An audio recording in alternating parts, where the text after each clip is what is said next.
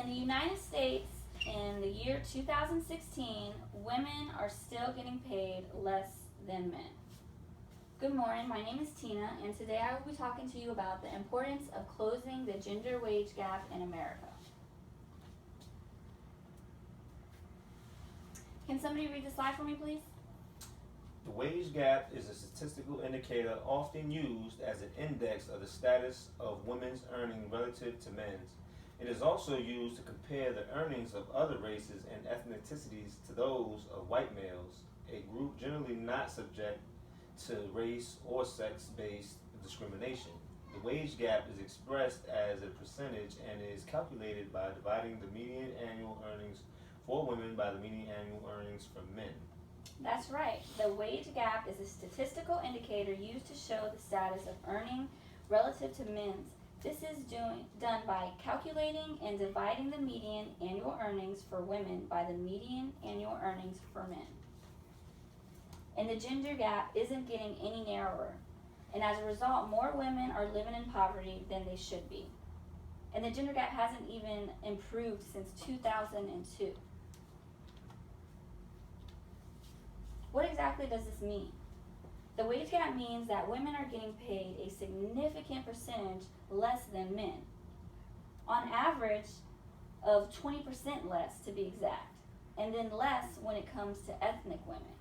As you can see on the screen, white women in America are paid on average 79 cents to every man's dollar.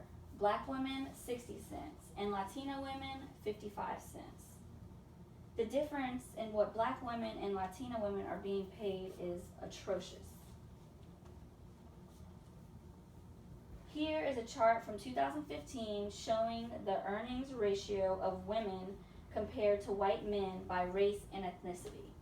As you can see for yourself, Latina women and African American women are making a substantial amount less than even white women, who are still making less than men.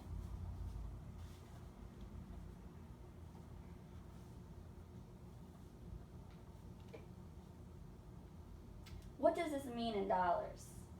The median annual pay for a full-time working woman is $39,621, while for a man it is $50,383. Women are being paid on average annually $10,762 less than a man. The U.S. Census shows that in a 65-year-old woman's lifetime of working, she will lose on average $431,000. $431,000 she's going to lose in her lifetime of working, and that's working the same as a man.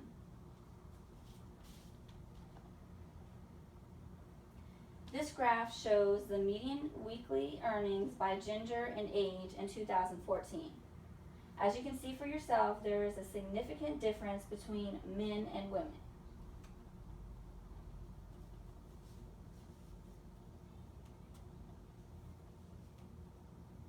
How exactly does this affect a woman's household?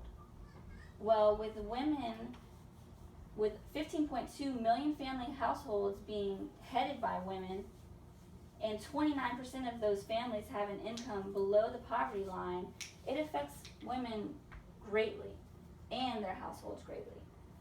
Providing equal pay would have a dramatic impact on their families and would cut the poverty rate for all working women in half.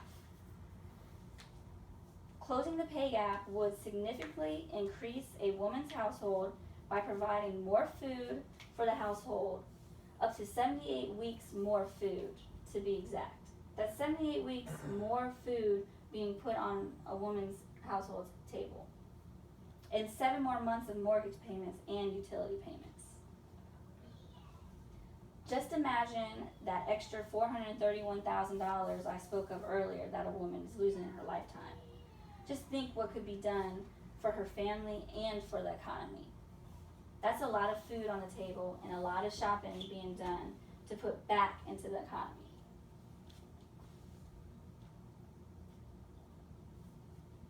Gloria Steinem said it best when she quoted $200 billion more into the economy everywhere, Those women are not going to put that money into Cayman Island bank account. They're going to spend that money, and that is going to create jobs. Who do you think spends the most money in this country? It's women. So paying women equally will help create jobs for the economy. The more money made, the more money spent.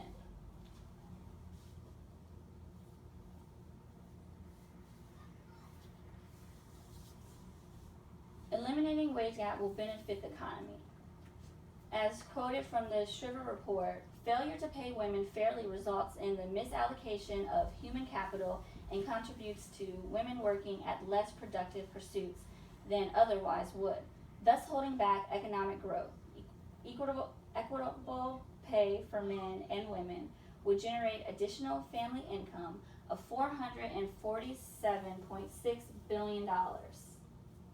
That's right, closing the wage gap would benefit the economy by billions and pull many women's family households out of poverty. By pulling families out of poverty, that is less government assistance being used, which comes from your tax dollars. In conclusion, the wage gap affects everyone, not just the woman receiving less pay. It affects her family and it affects all of you. By providing equal pay, women would have more money to feed their families and pay their bills, while also rising from poverty and taking strain off of the economy. I hope you all can agree that there is no reason why in 2016 women are still being paid less than men. Are there any questions? Are there any laws in effect to help with the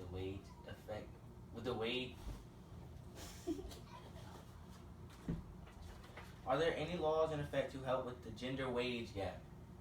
Yes, there is. There is the Equal Act Pay of 1963, but it needs to be updated and strengthened. Policy changes can definitely help achieve equal pay. They just have to be put into place. Are there any other questions? Why haven't policies already been put into place to achieve equal pay? Legislation meant to close the pay gap between men and women was blocked by the Republican Senate in 2014. It fell short of the 60 votes needed. It just seems like Republicans and even some Democrats don't see the importance of closing the wage gap between men and women. That's why it's important that we vote and try to get the right people in place to overcome these policies. Are there any other questions? Aren't women getting paid less because they do not have the same experience or education as a man? No, that is not the case. These statistics are based off of women and men who have equal experience and equal education.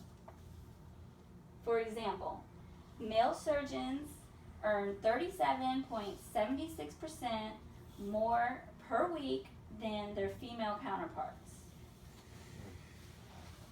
And this doesn't just apply to high-paying male-dominated careers.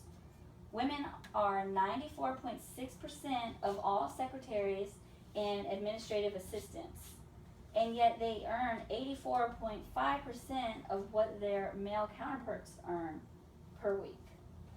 That's crazy. They have the same education, the same background, same experience, and they're still making less. Even in a female-dominated occupation, they're still making less than the few males that are also in those occupations.